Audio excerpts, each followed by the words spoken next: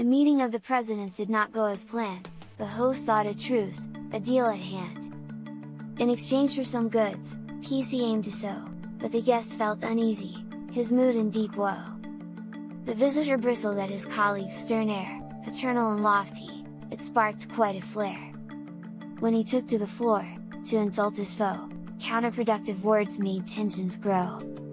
In the back and forth clash, the pacifist strayed, invading the space, with a finger displayed.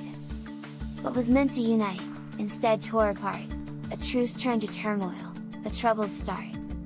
Or else, in an alternative universe, certainly.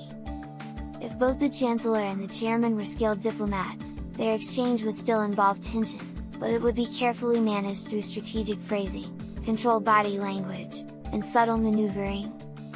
Here's how a more successful version of their dialogue might unfold. The Chancellor adjusted his cufflinks, a slow, deliberate movement that filled the pause between their words. His tone, when he spoke, was light, conversational, almost. "Chairman, I believe we both understand the weight of the moment. There's no denying the grievances on either side, but what matters now is the path forward. A truce, with the right accommodations, could be in our mutual interest." The Chairman sat back, folding his hands in his lap. "Mutual interest," he echoed, rolling the phrase as though testing its weight. "An interesting choice of words. You presume, then, that my interests align with yours?"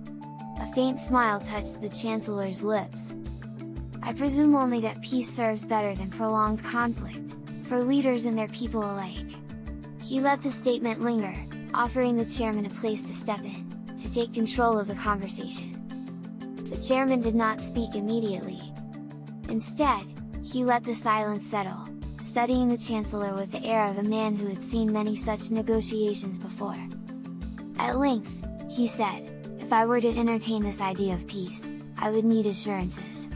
Concrete ones. Of course." The Chancellor inclined his head slightly, a diplomat's nod, acknowledging, not conceding. "And in return, I trust you would also be prepared to offer assurances of your own?" A pause. Then the Chairman gave the smallest of nods. "We would need a framework. One that accounts for the realities on the ground." "Agreed," the Chancellor said smoothly. "Which is why I suggest we work not toward an immediate resolution, but toward the foundation of one. A first step, an agreement in principle." A flicker of something, caution, perhaps, but not outright dismissal, passed across the Chairman's face. He tapped a single finger against the armrest, considering. "A first step," he repeated. "Tell me, Chancellor, what do you propose?" And so the conversation turned, from obstacles to possibilities.